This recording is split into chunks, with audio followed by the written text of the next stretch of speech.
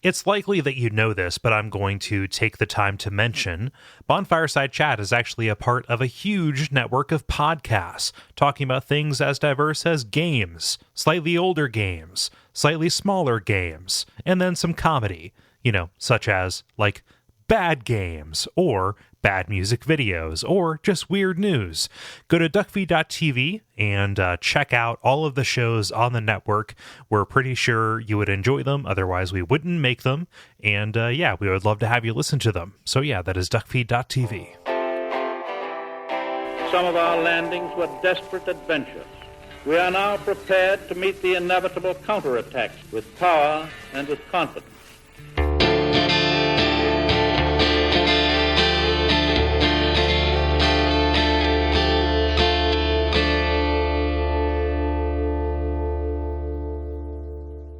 My name is Gary Butterfield.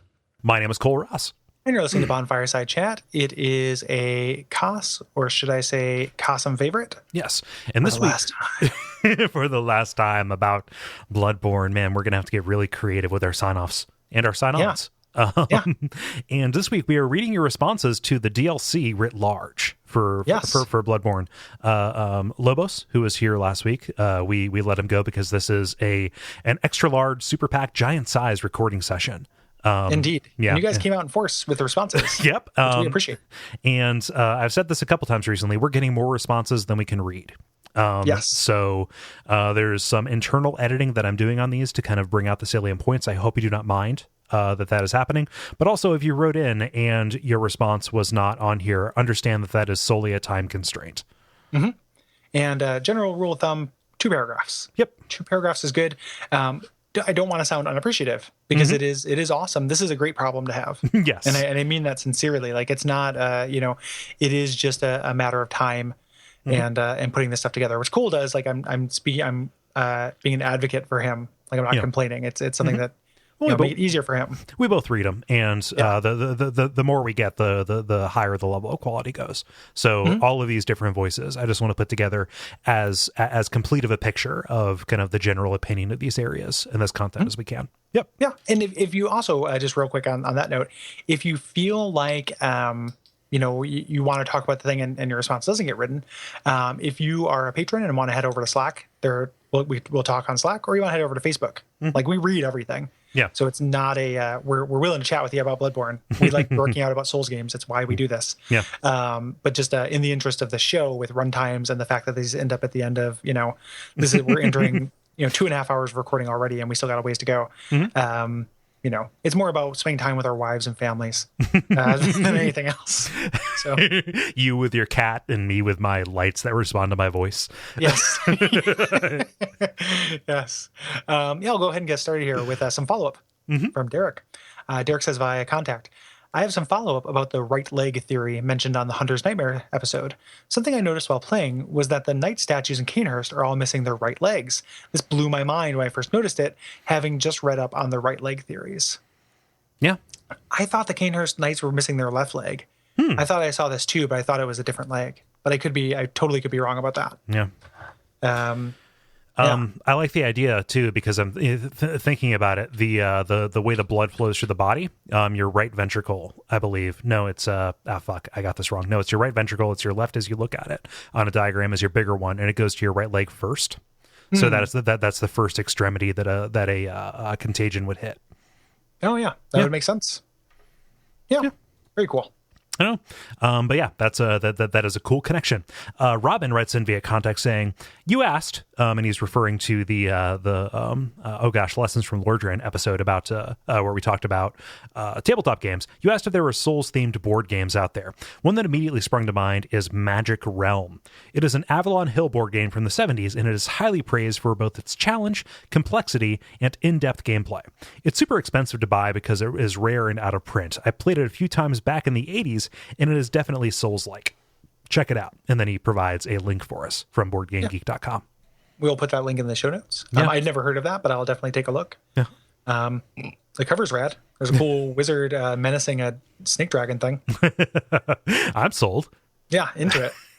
This wizard looks like Christopher Lee. Like, it is definitely like a Christopher Lee-ass wizard. Oh, yeah, you're right. This is Saruman as fuck. Yeah, I like it. into it. Moving on to discussion about the Hunter's Nightmare itself. Yeah. Take says via contact. I have separated these into the areas. Okay, cool. He says, I just thought I'd like to point out that it's interesting to know that the precursor to the Powder Keg Workshop was the Odo Workshop. In Japanese, Odo means sound. It makes me wonder if the Odo Workshop was originally a music organization that was converted to hunters out of the need to combat the beast. Or maybe the Japanese thought Odo would be a good name since explosions make a lot of noise. I kind of want to believe the latter, although, hey, what's happening in Vinheim? Yeah, exactly. I think it probably is the latter. The former is an awesome idea, though. Yeah. Just the idea that like people who would be crafting instruments would be really good at crafting weapons. Yeah. Then you end up like the Doof Warrior and shit. and that's 100% rad. So I always appreciate Take's kind of etymology stuff that he brings to this because I have no insight into that. Mm-hmm. Yeah. Alex writes in via contact saying, Alex from the Blighttown Beacon here. I noticed in the Hunter's Nightmare that the location where you grab the amygdala arm is a cave underneath the turret section where the dead amygdala lies. That arm is not just from a small amygdala, but that small amygdala. Seems he died digging to the Blood River pipeline or something. Yeah, that's awesome. Mm-hmm. Yeah, Alex mentioned that on our Facebook wall and I asked him to write in with it because I did not notice that geographical. Neither did I. Yeah, I was too busy running away from that Bloodstar beast, not realizing it was a Bloodstar beast. Mm-hmm. Super cool. Cool little, I love when geography stacks up. Mm-hmm. Kevin says via contact, I always hear Mr. Butterfield talk about strength and arcane, yet you guys barely touched on the Holy Moonlight Sword. I am a strength and heavy arcane build as well, and I'm in love with it. Just curious as to what your thoughts are on this weapon. Also, I disagree on Ludwig's Horseface. He gave me the willies. It reminds me of a character from Scary Stories to Tell in the Dark. Yeah. I didn't make that connection, but now that he says it, it totally does have a bit of that kind of goofy, scary look to it. Yeah, I could see that connection. Mm-hmm. Yeah, and the Holy Moonlight Sword, you have to have good arcane. If you just have a strength build, I was doing like double-digit damage with it. It was no good. So I haven't done an arcane / strength build. Yeah, I've done an arcane build and a strength build, but not the twain have not met. Yeah, the first time that I played through this with the character that I made for the run of the show. Just kind of like going through it, that guy I put a little bit of arcane into, and so I just kind of invested, knowing that this would be here to boost it up. And it's really good.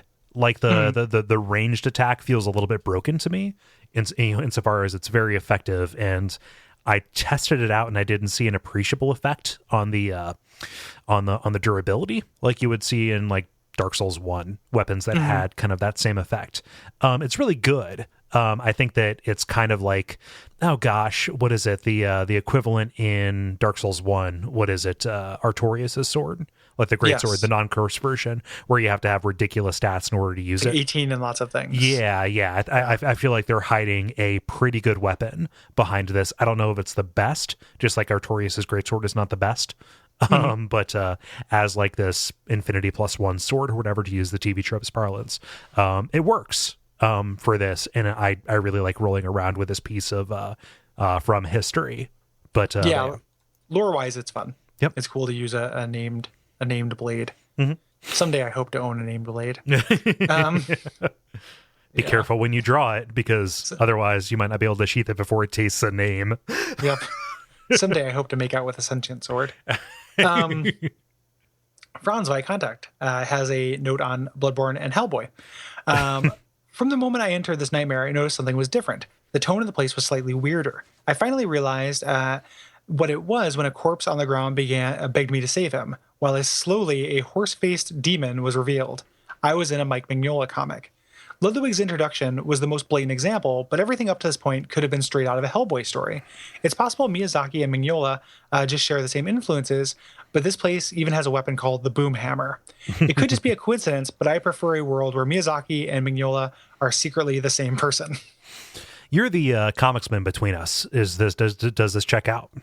So Hellboy, I read the first 5 volumes of Hellboy, and there wasn't a whole lot of this in it. But Hellboy, I still have kind of followed the main BPRD and Hellboy stories just from, in wiki form or paragraph form, meaning to read it, but it's just gotten so big. Yeah. And Hellboy gets really cool and gets kind of into this weird shit. It just takes a long time to get there. Like, they spend a lot of times X-File in it. Like just like, let's go just investigate this kind of thing. A demon is there and Hellboy punches it. And that's it. Like, I like them. They're beautiful, but I didn't love the stories. But this works with what I understand what the series kind of turns into. Yeah. So, and it's something I've always wanted to read, but it's expensive and time expensive. Yeah. To read this huge series. Yeah. Those omnibuses are not cheap. Mm-hmm. Yeah. I'm just picturing Ludwig with the sonorous voice of David Hyde Pierce. Oh yeah. I enjoy that. Yep. Brrr, I say. Yes. Fraser? Meredith? Oh, but yeah, thank you for writing in with that. I also like the idea of two people being the same person. Matt writes in via contact saying, I gotta say, I was really shocked when that Gary wasn't into Ludwig nearly as much as I thought he would be, given his glowing review of the Artorias fight. Artorias is my favorite boss in any video game, and Ludwig gave me some flashbacks to Artorias in a big way. Firstly, among the similarities is that you traverse into the place sort of removed from the space and time of the main game world to fight a hero fallen from grace, corrupted by the very thing he had set out to battle against. Secondly, Ludwig's second form and Artorias both put you to shame when you compare the way that you wield their weapons to the way that they do. You heave them from side to side with notable exertion, whereas they wield the swords as if they were appendages that they were born with. Ludwig's explosive, rapid combos make your ranged attacks with his sword look puny. Thirdly, they both have great music. Artorias' dissonant, haunting strings, Ludwig's creepy violin melody, and the escalating chorus. They both touch me very deeply. Of course, I'm not setting out to change anybody's mind, just throwing my 2 cents in. I like how 2 cents is hyphenated. I don't know if you did that or he did, but I like the idea of 2 cents as a unit. That was him. Yeah. Oh, I like that. This is a 2 cents. I think that we both just like different things about the Artorias fight. Because those things are all true. Yep. Those are similarities to the Artorias fight, but they're just not the things that I love about the Artorias fight. Yeah. They're more like thematic similarities, which and we I like touched the on. thematic stuff. Like, I like the thematic stuff in Artorias, but I liked it in Ludwig too. It's just that for Artorias, it's just one, I can't separate it from it being like the boss fight I aced after dying 1,000 times, and it being kind of unique in that game. Like, there are more duels in Bloodborne, and have been since that, but Artorias is really, like, I'm trying to think of other duels in Dark Souls 1. Is the reason why that stands out is because it's the one of that. Like, I'm having a hard time thinking of other examples. So it's just like, that was the powerful thing to me Gwen, about it. Was, Gwen. Yeah, Gwen would be the other one, I guess. Yeah. And then you could make some arguments about some of the other fights, but those are the two big ones. And those are two of my favorite fights in that game. But that was what was so strong about it to me, was just like memorizing a manageable move set and feeling awesome when I was able to do it. Whereas this move set, like, because of the bigness and camera and Bloodborne-ness, like, I had a harder time memorizing, and because it changes and there are more moves and stuff. So the things I love about Artorias weren't really there for me, but the things you love about Artorias were. So I could totally see that. I think that's the last response that explicitly calls you out. I didn't do that intentionally. Nobody really calls me out. One person said, "Hey Gary," and then in parentheses, "and Kole, I guess." ... I don't know how to read that. I don't know what that means either. But Matt's response actually flows nicely into Angel's or Angel's response. I'm not sure how to pronounce that. It's probably Angel. Okay. One of my best friends growing up was Angel. It was named Angel, and that's how you pronounce it. Angel says, to me, the Ludwig boss battle emphasizes and amplifies the differences between giant beast and dual-type encounters in Bloodborne to great effect. Something about Beast Ludwig's screen-filling size and erratic movements made it impossible for me to even survive using lock-on tactics that I'd been able to muddle through with in previous boss fights. I found myself having to greatly improve my no-lock skills in order to deal with his beast phase, even to the point of changing my grip on the controller to one that could access the camera stick, attack, and face button simultaneously. Doing so proved greatly rewarding and added a fun sort of fight scene cinematography aspect to the battle. None of this, however, was any help during his second phase. Having twisted my brain around to what was for me a new playstyle, I repeatedly hit a wall in his Holy Blade phase. Countless times, I was punished in my attempts to apply my Phase 1 technique to Phase 2. I found myself not only having to snap back into locked-on, dueling playstyle that I had previously favored, but also to improve upon it. The fact that this fight forced me to sharpen and employ these different skill sets in rapid succession makes Ludwig, silly horse face aside, my favorite boss in Bloodborne. Having recently started a new playthrough of Dark Souls 1, I have to say, though Souls 1 earns the top marks in the series for world and lore, Bloodborne contains From's most responsive combat mechanics. The subtle differences between locked and unlocked character movement, the ability to dodge to any clock angle, and the greatly expanded weapon moveset all feel incredible. I'm really excited to see From apply yet another iteration of their brand of combat to the new Dark Souls, and to a new Dark Souls story. Yeah. Yeah. I don't have a lot to add to that. Yeah. I'm glad that you talk about when you talk about the mechanics. One thing that people will do when they talk about Bloodborne that is frustrating to me is when they compare it to previous Souls games and just kind of say it as a qualitative thing rather than just it being responsive, because they're different design philosophies. Like they're supposed to have different pacings to them. Dark Souls 1 combat isn't sloppy or bad or slow. It's just slower pace. Yeah. They're enforcing a different mindset on you. Yes. Like the idea behind that is different than the idea behind Bloodborne. And it's fine to prefer one to the other. And it is definitely more responsive because it has to be. Yeah. And there's a kind of a host of design decisions that follow that that we kind of enumerated throughout the season. Yeah. And some of which I like and some I don't. A lot of those are iterative because they reference or build upon stuff that we saw before. Yes. Yeah. But the iteration is not necessarily, qualitative or quantitative improvement. Yeah. Totally feels like a different thing. But glad that Ludwig worked for you. Yeah. And then finally on the Hunter's Nightmare, Mitch writes in via contact saying, I love this DLC. It was a real dick kick to my abilities, but more to my understanding of the Bloodborne universe. I want to focus on one thing, though, my obsession with Lawrence. Every inch I fought for, making my way into the Nightmare Grand Cathedral. I don't know what I was expecting, but there he was, sprawled out like the Pietà. Wait, I thought Lawrence was a bloodletting beast. No, not the cleric beast Jesus to this Christological mythology. He kind of wanders there. It nagged at me for hours. Which one is he really? It wasn't until later that I remembered the episode for the Nightmare of Mensis that it really hit me. The nightmare is coated in a layer of perception that fundamentally alters it and those within. So, what if he's both? Lawrence was seen as the savior to Yharnam. He was the first vicar and imbued with a fire that couldn't be put out. So revered, his skull was put on display to be worshipped by the devout. Willem, however, was right. He should have feared the old blood, but alas, he didn't. Church assassins put the parasite-ridden, bloodletting beasts, took the parasite-ridden bloodletting beast and threw away the embarrassing evidence into Themero Ihel, along with Yharnam. Like most things in Bloodborne, though, I don't know for sure. What I do know for sure is that, however, he gets my vote for the most bullshit boss by far. Fuck that guy. I like that turn at the end. Yep. Because I really thought that was going to end with you digging that fight. That's interesting. The idea, I think that we didn't explicitly say it, but I do think that the bloodletting beast and the chalices probably is real world. Yeah. Version of this, like the idea that when somebody dies or has like a different form, they can exist in the nightmare is kind of a snapshot, or what have you. So I think that like probably an imprint of the way they exist. I mean, the skull pretty much explicitly says that. Yeah. And I didn't put together the idea that the fire was symbolizing like a passion thing. I think that I'd read online. I didn't have the full story and couldn't remember it, so I didn't bring it up during the episode. But people had kind of compared that to him being present at Old Yharnam. Yep. When that burned, so I kind of like both those ideas. The idea of like your body, however you died, that's how your afterlife. Your ghost kind of like in a Beetlejuice kind of way, like the civil servants in Beetlejuice. I dig that. I also dig your interpretation, Mitch. Yeah.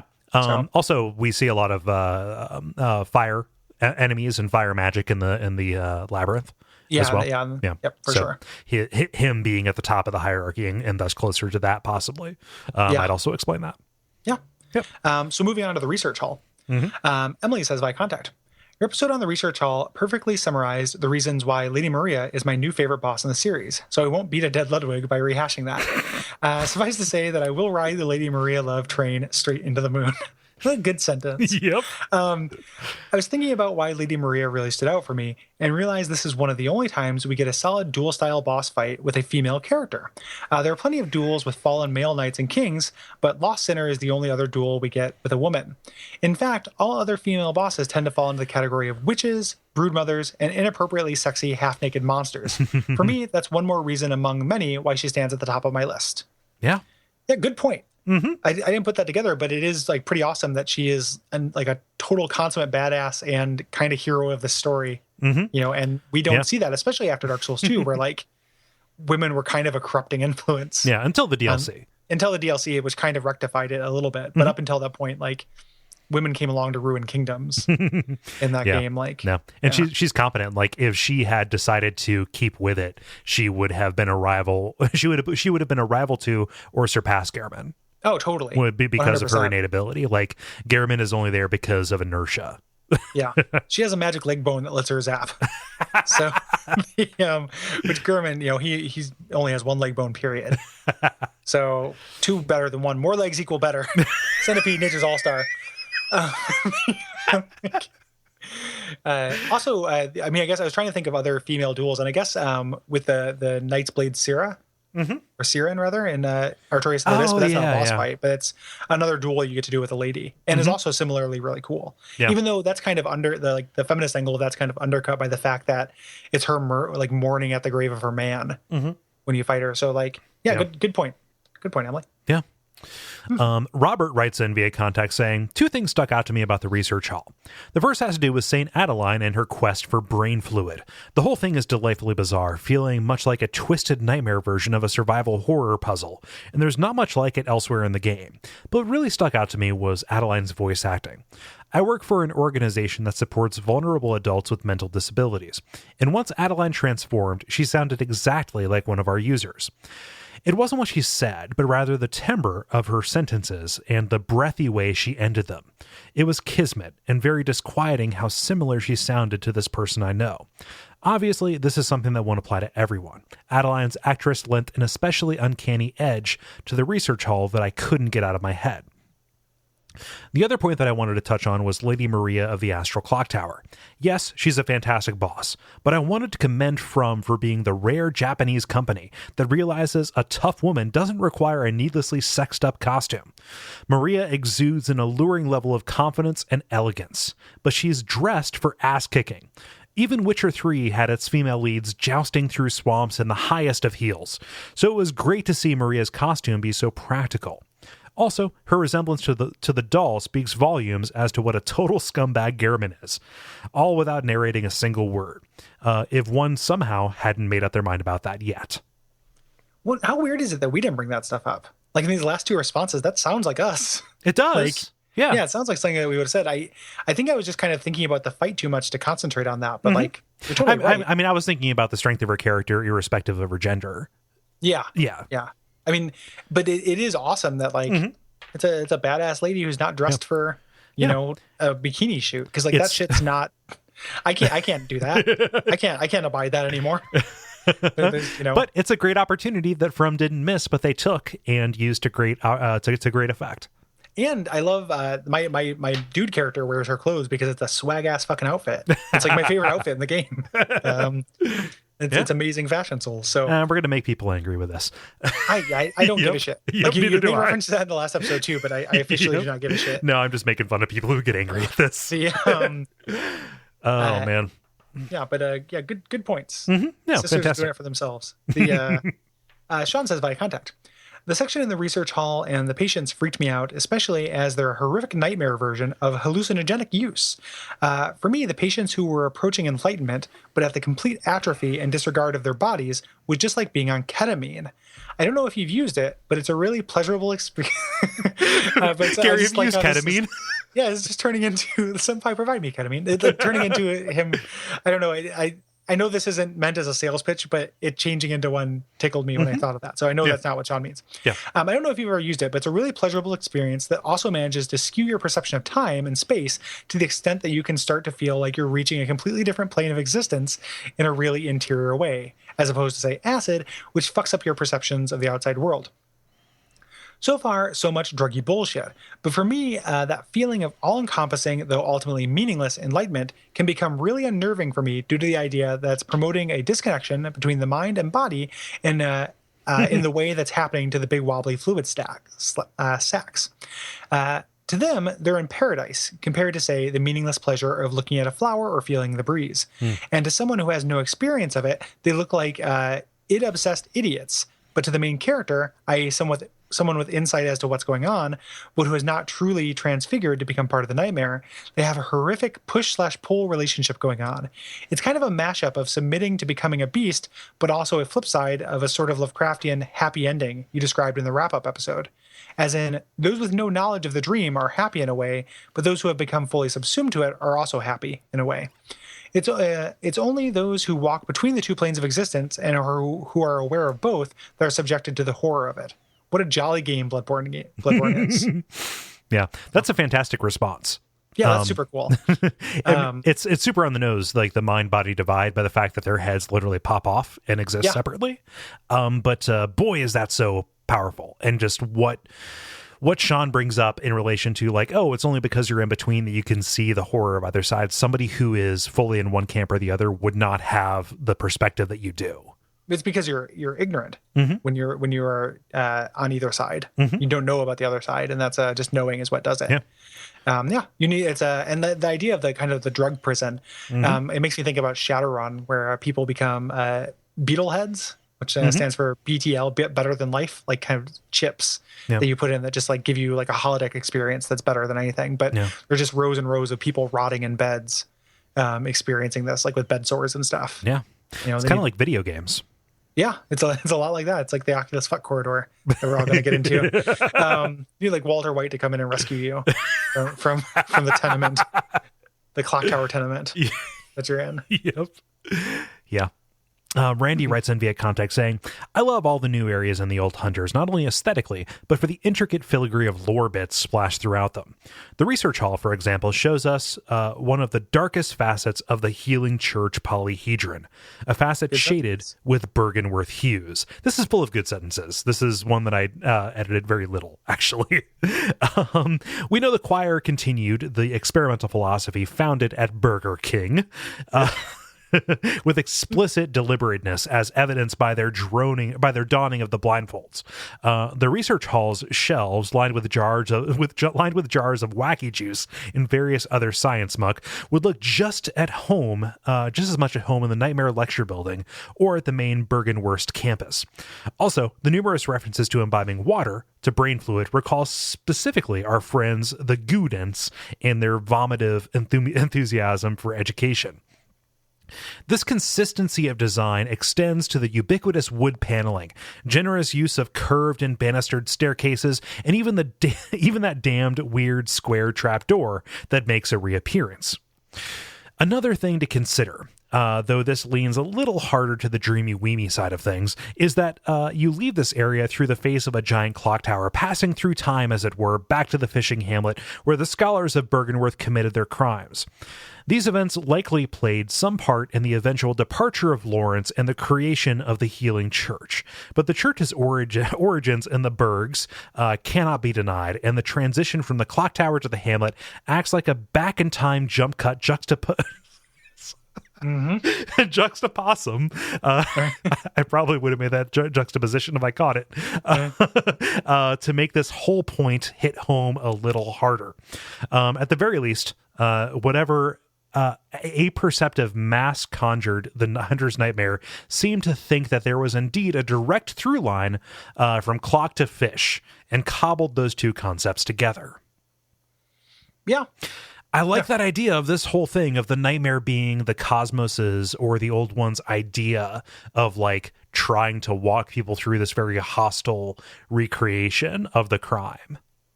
Like you are Willem Dafoe. Is there a connection in Boondock Saints? Walking through the crime scene, reenacting all of it. Yeah. Yeah. Yeah. Well said and well considered. Mm-hmm. Yeah. Our friend and yours, Riff, says via contact.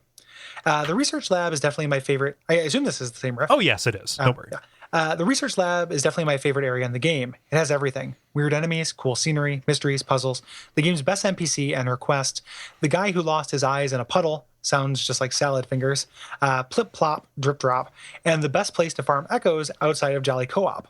Amazing. I didn't think anywhere would top Canehurst, but they did it. Now that I've gushed, let me say something of substance. You mentioned the Eurogamer article that posits the 3 sections of the DLC are different periods of time. I saw the article, but didn't read it because I hadn't played the DLC yet and never remembered to go back to it. However, I see their point. There are 2 notable bits of evidence for that in the middle area. First, in the real world, the balcony through the Lumenflower Garden window overlooks a great cathedral. If you look very close, you can even barely make out the lantern. In the research lab, as I entered the first floor balcony area, I had that sudden rush of recognition that I'd been feeling all through the first area. I know this place. This is the Lumenflower Garden. That means there should be a window right... Smash. But looking down off that balcony, you don't see the cathedral as you'd expect, with the giant body of a beast lying on the altar, or if you fought them, if you did that already. Instead, it's the sick room above the dungeon with the elevator used to get there, which conceals the skull of the beast in the other cathedral. So either this is 2 large buildings with very similar architecture, both linked to the first Vicar Larry, or we're seeing it from 2 different time periods. The second point is more minor and metaphorical, but powerful. To pass from the second area to the third, you literally walk through a giant clock. I'd call it a little on the nose if it wasn't entirely rad. The only thing I have to say about the fishing village comes right at the beginning of it, so maybe it's okay to mention it now. As you enter the worst smelling area in any Souls game ever, keep an eye out for the corpse hanging above the village entrance. Its pose should strike you as very familiar, with a significant alteration, and it's a clear "you are not welcome here" that I found delightful. Yeah. Indeed. We made reference to that. There's another response that kind of called out what we were wondering in the Research Hall episode. Like, oh gosh, what is the, I've lost my eyes, can you find them from? And this respondent, whose name I don't have in front of me right now, I'm so sorry, said that it's from the Dark Crystal. Yeah, I have to look that up. Somebody had mentioned the Fireys from Labyrinth, and I was like, yes, that's it. But then I was like, no, that's not it, because I would remember the Fireys, and the Fireys are not sad about losing their eyes. No. They're gleeful about taking like the Fireys are Bergenworth. That's another reason why we should cover Labyrinth, because you don't need 2 eyes. But yeah, I need to look. I need to find that scene in the Dark Crystal, because the Dark Crystal, out of all the Jim Henson movies, is probably the one I've watched the least, because it's a beautiful like movie stuck in molasses. Yeah. Like it's really, really slow and boring, I think, while being gorgeous. It felt like a trial run to me. Yeah. I need to take a look and see find that. And if I find it, I'll put it in the show notes. So for sure. Yeah.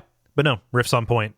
Like walking through the clock, we didn't talk about how on the nose that was, just because it was really salient to the transition. But like, yeah, like you can do something like that if it's entirely rad. Well, also, it explicitly they kind of fool you with the clock by explicitly saying like, oh, it's not, it's an astrolabe. You know, this isn't meant to keep time. It's meant to show the position of the stars. You know, things like that. So I was kind of like, oh, okay. But then, yeah, you literally go back in time. It's also like, I didn't know whether you're going back in time from the research hall at that point when I first went through. Like, I felt like the entire nightmare was back in time, but I didn't know that it was in 3 separate time periods. Yeah, that you were going further the further you went. Yeah, until I figured out what happened at the fishing village. So, gosh, like the fact that you cover all that ground, and when you realize that, it all compresses back and just kind of presses forward. Yeah, it's really amazing. It is. It is. What a good DLC. It is a marvel of pacing. Yeah. Yeah. Do you want to get started with Mike? Yes, I will. Transitioning into fishing Hamlet responses. Mike says, Hey, replaying the game, I noticed that Mikolash references Kos as the Great One who turned Rom into a Great One. And if the way the Orphan of Kos climbs from what looks like the White Being's womb, then the dead whale is Kos, the Great One. It's interesting how the Great One that seemed to help Mikolash / the church is the same one who was running the Hunter's Nightmare. Was she trapping hunters here to protect the people from their bloodlust? As it says, most of the Great Ones are sympathetic in nature, and she has obviously helped humans before, if she really did help Rom transcend. And why is she dead? Did Maria kill her? And is she guarding the corpse because she realized Kos was morally good? Questions for you guys to ponder. I think when Mikolash is saying that she helped Rom, I think that's super indirect. Mm-hmm. I think that means that they used, Bergenworth used research from this to help. I don't think Kaz meant to help Rom or was an actual instrument. Mm-hmm. The alternative explanation, because I can't think of a way in which Kaz would just be like, boink, and like turn Rom into super god. Yeah. The alternative explanation is they pulled a name out of nowhere. And it is, they realize, because there's so little about Kaz in the main game that, like, you know, it's just, I don't know. It just feels like they expand it, like it makes it feel like it doesn't connect. Yeah. So it's either Mikolash was being metaphorical, which is a little bit weird because he doesn't seem in a state to be metaphorical. Yeah. Or it's not, like, it wasn't intended to be this DLC when that line was written. Yeah. Like, it wasn't intended to reference this event or reference that thing. I could totally see Mikolash being an intellectual who mistakes his enthusiasm for understanding, and him invoking Kos just kind of as like lip service to this great being, the one that he knows about.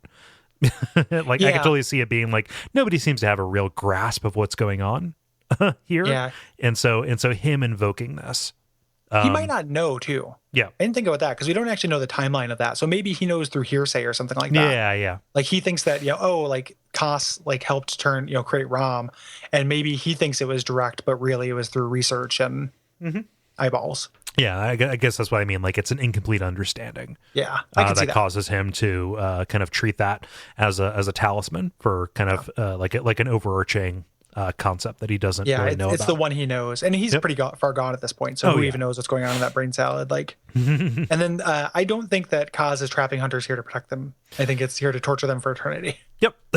Well, no, I mean to protect the populace from them. Like, after they go sufficiently crazy enough, like, let's just keep them down here in Hunter Jail. Oh yeah, in quarantine. I think it's actually just to torture them. Oh yeah. But yeah, it's definitely spite, and I don't think that Kos is doing it. I think it's the villagers who have harnessed the power of Kos. Yeah, to use her and her her kid, the orphan, or the shadow, or whatever we find as the host, to like keep this thing in place, and only by killing the host do we end it. Yeah. Yep. Michael says via contact. I'd just like to write in to let you guys know that the final boss of the DLC shows clear aesthetic influence from a well-known real-life phenomenon. A globster is the name for any unidentified monstrous mass that ends up washing up on a beach. This is great. And like, I just got a moment of excitement because I've never heard of a globster. Yep. I thought he was joking, but serious. Despite the hopes of cryptozoology people, these always turn out to be the rotting corpses of a dead sea animal rather than a new unknown species. Regardless of what these end up being in real life, I feel the creators of Bloodborne almost certainly draw on the image of a dead monster washing up on the beach in the Orphan of Kos boss fight. This being a Souls game, it ends up being given the delightfully sad and disgusting twist that it's a dead god called by prayers of villagers bearing a monster child that will be their salvation, ? The Souls series has drawn from mythology, fantasy, literature, tabletop RPGs, Lovecraft, and manga, but as far as I'm aware, this is their first step into urban legend. That's great. Yeah, man, Globster. Globster. Just a wonderful name. It's got all the good sounds in it, aside from the K sound. That reminds me of like most chupacabra sightings are just dogs with really, really like tragically bad mange. Yeah. Yeah. All that stuff. And also, and this is not the same thing, but whenever I hear about something like that, I think about Fiji mermaids. Oh, yeah? Because pretty much think about Fiji mermaids all the time. Yeah. 24/7. Rescue me from my brain. Yeah. But yeah, that idea Man, they had something shit washing up on the beach. And that's Yeah, scary. like that just like when you were talking about that crab anecdote, I knew this was waiting down the line, so Yeah. I knew to be super into it. Yeah, consider the lobster. My new collection of essays. Like, I say no. yeah. Oh man. So let's go into this. Danielle writes in via contact saying, have you seen how similar the broccoli head transformation looks to the mushroom monsters in the Japanese movie Matango? Here's a movie poster showing the monsters and another photo from the movie. We have links to those there as well. Matango is based on a book by William Hope Hodgson, which was a big inspiration to Lovecraft. Another of Hodgson's books has a weapon in it that sounds very similar to the whirligig saw called the Discos. Here's a description from the Nightland. The weapons had a disc of gray metal, sharp and wonderful, that spun at the end of a rod of gray metal that were some ways charged by the earth current, so that were any but stricken thereby, they were cut in twain so easy as aught. And to the eye, they had somewhat the look of strange battle axes, and might be lengthened by the pulling out of the handles. Yeah, I had no idea. I had no idea either. I'm looking at stills from that movie, and that is a lot what it looks like. That is exactly what it is. And we're going to get to the Uzumaki episode here next week after this. But the umbilical mushrooms look a lot like the broccoli heads as well. Yeah. I think that our failure to recognize moral mushrooms and then this, I don't know if these are based on an actual naturally occurring thing. Gary, I think we need to like brush up on our fungusology. Gonna spend 2 weeks at mushroom camp. Yep. Okay. And I hate mushrooms, so it's going to be a nightmare for me.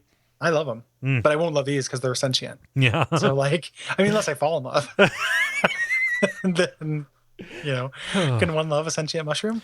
We'll find out. Aminata? What?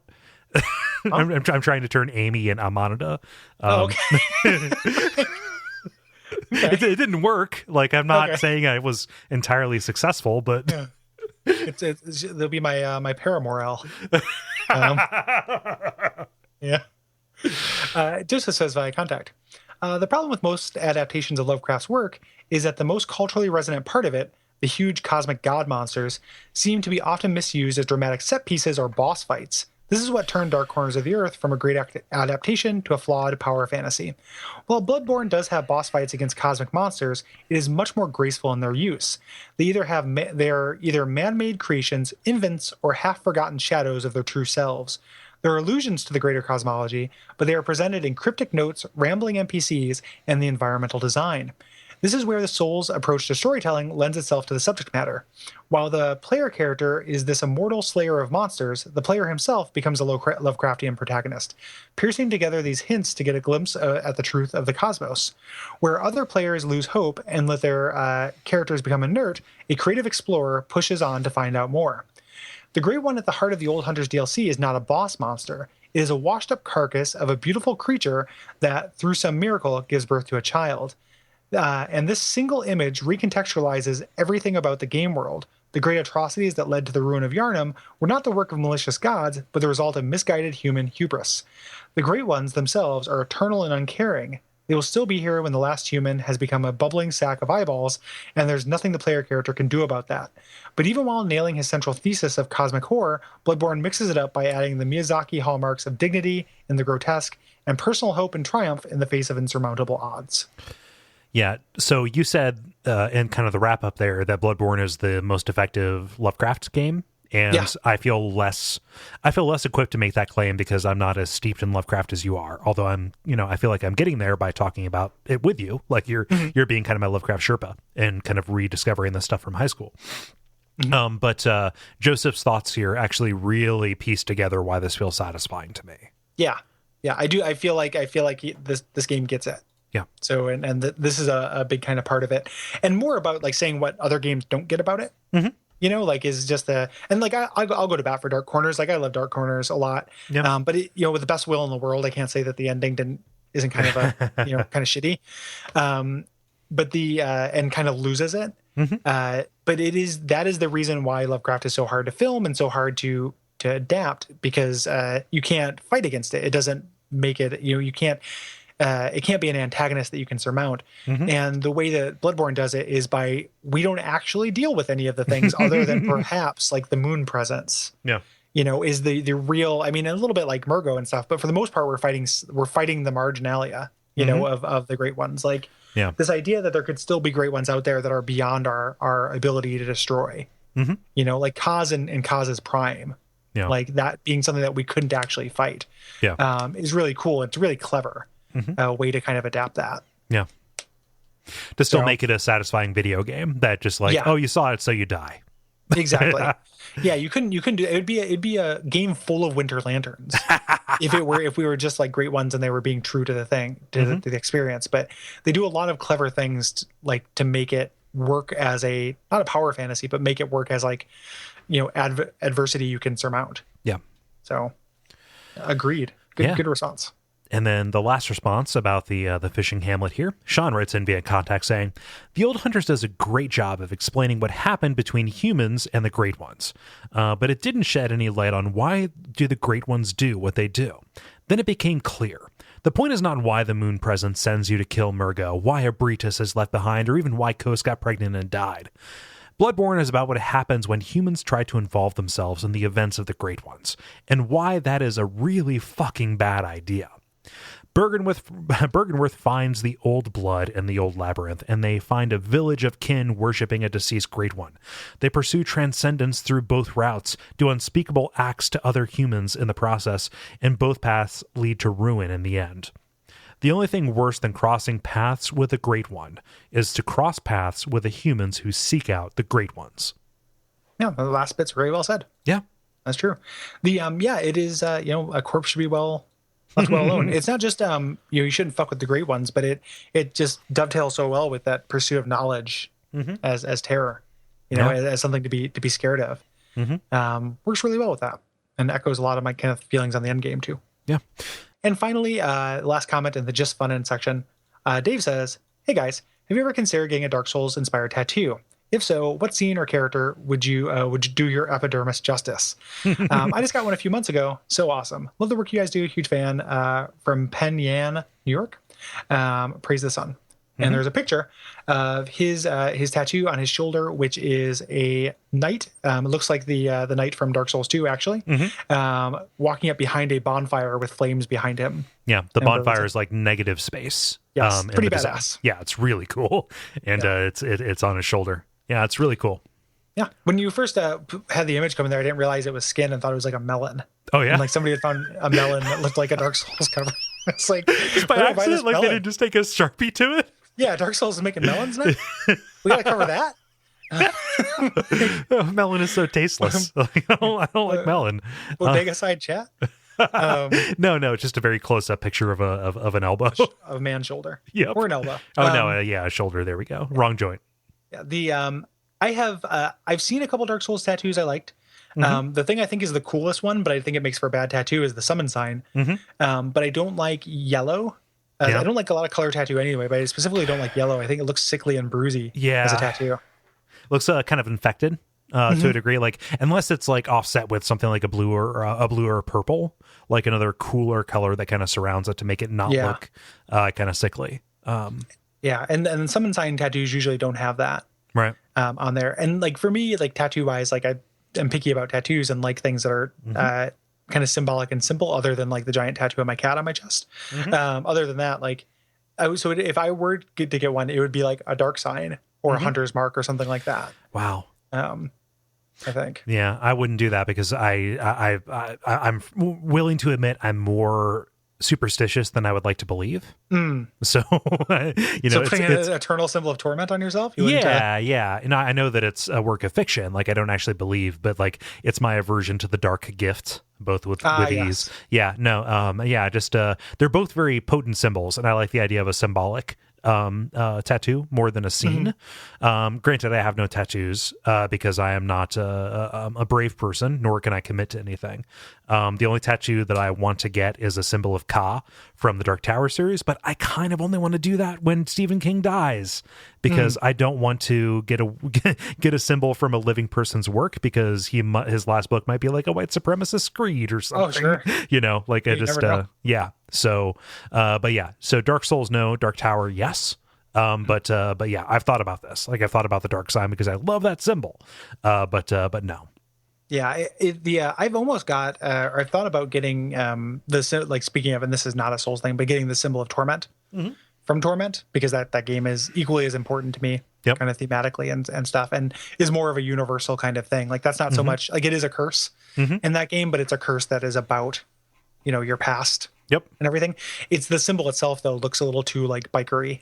Badass. But yeah, I don't think I could get a character or anything like that. It would have to be like, I could get like a bonfire. Something like that I would feel comfortable with. Yeah. Something small and symbolic. Yeah. Yeah, I thought about at the end of the series just kind of commemorate everything that we've done with the show and like kind of what the game is meant to be and stuff, getting a tattoo. And the more I think about it, I think that would be a humanity. Yeah, probably. Like I would get a little humanity sprite. Yeah. That'd be a great little tattoo. Yeah, because to the untrained eye, it would just look like a little ghost. Yeah. Yeah, and that's a plus for me, because I don't want it necessarily. I don't want Dark Souls like the logo with the TM. Yeah, just like from the action RPG from Software, the tattoo. But yeah, and this isn't to throw shade at Dave's tattoo either, which I think is badass. No, like his totally just reads as like a piece of medieval art, but it's the bonfire that really like kind of like sets it off. Yeah. So yes, I have thought about it. I think I would probably get a Torment tattoo first. I've also thought about getting a Mort from Torment, because I like skulls, and it would be a cool skull to get like that specific, and I love Mort. So I've gone back and forth on a bunch of different things. I'm not making a promise about getting a tattoo, but that is a good idea. Like if the show ever comes to an end, and there's a lot of thought about that, especially people are like wondering, they're panicking. First off, hey, we have plans, don't worry, like we're not going away. There will still be as much Gary and Kole in your life. I mean, if we run out of blood like Dark Souls, we run out of Dark Souls. Like, it's just, that's something we don't have control over. So it'll still be Gary and Kole, but it might be something different. If that happens though, when you're out for Portland Retro Gaming Expo, let's get humanity tattoos. Okay. Yes. Damn it, you got me to agree to it. Fuck. I know. And I'm recording on my end, so you can't edit it out. That's not true. Okay, I was going to say you never do that. No, but this time I am to rope you into dark contracts. Thank you, everybody, for your responses. Yeah. Thank you so much for writing in. If yours didn't make the cut, again, I'm sincerely sorry, but it's just so many people wrote in. Yeah. If you have anything to say about the things we're covering during the off season, which we don't need to go through all those again, we'll put them up online or something. We'll do something to make a reference point so we don't have to talk about the entire season every time we mention it. But if you have anything to say about those, feel free to write in Duckfeed.tv/contact. If you're taking a break, I understand. We wish you wouldn't, but if you are, we'll see you for Dark Souls 3. And thanks for joining us talking about Bloodborne. Yeah. So there's the usual stuff: iTunes ratings and reviews, the Patreon, Duckfeed.tv/Patreon. Or sorry, nope, that is Patreon.com/DuckFeedTV. It's all right. And you can also rate and review us on iTunes. You can find us on Facebook. You can find us both on Twitter. Kind of the usual channels are all available and are all helpful. If you like the show, tell people about it. We always notice when people do that, and it's really great.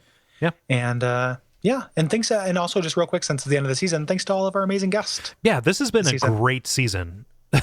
for just wonderful insight being brought in. Like I've always been incredibly grateful for everybody who has kind of come on. I feel like they all bring something different, but just remarkable. And Gary, this speaks to your effort as well, because you are the person who kind of reaches out and thinks about different people we can bring in. Happy to do it. Yeah. It is the least I can do to balance some of our workload, given that you do all the back end shit. So if I can do that, I'm happy to do it.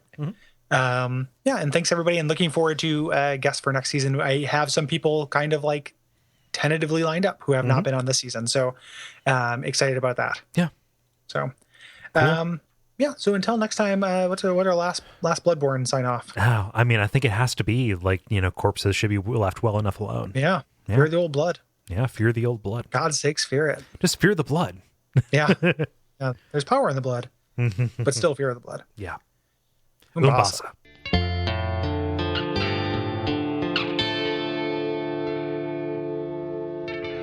And we all pray that we will have far more soon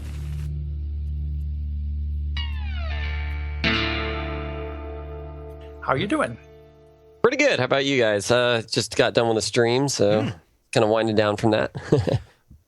What's your current, what are you playing? Oh yeah, what's your current project? Today I was playing Darkest Dungeon. You guys played that? Very much so. That just came out, right?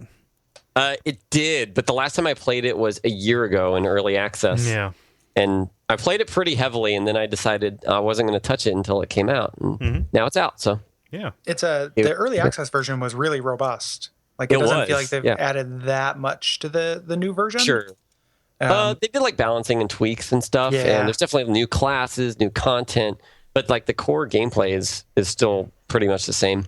Yeah, I really love that game. That was one of my favorite games that I played last year. I think it does that. It's my favorite take I've seen on like kind of JRPG, like turn-based combat in a really long time. Small numbers. Yep, small numbers and everything matters, and it's really strategic. Like it's it's got elements of like because party build is like the most important thing, like finding complementary combos and skills and stuff. Right. Yeah. The whole positioning, like the position dependent abilities and stuff like that it's really interesting. Yeah. It's super good. I started playing it again last night now that it's, the full version, because I never beat it, but I was like, okay, well, now that it's out, I'm going to try to make a run. Heck yeah. So nice. Yeah, super, super good. Yeah. I'm glad that you started to play through on that, because I will definitely check that out. That's the kind of, it's good to see somebody with your patience, kind of like, are you playing it with all of the, because they do, the developers did that really awesome thing with that, where the difficulty options are modular. You turn off individual parts if you want to. People were saying that. I didn't see that myself, but yeah, they were like, oh, did you not turn off like corpses? Like corpses is a new thing and like other stuff. Yeah. I was like, whoa. Corpses and heart attacks and like enemies will call for reinforcements now, apparently, but they've just made it all optional. So like, it's cool that they leave it in the player's hands. Yeah. I also like that the default is like everything on. So yeah. But then you're like, oh, maybe this is a little too hard. I'll turn something off. But. Yeah, the beginning is not so much a problem, and then some of those mid-game bosses though with corpses are just so hard. You can never get, you just can't get to them unless you have a party specifically made that's like, this is the hag killing party, but yeah, I like that game a whole lot. Nice. Yeah, good stuff.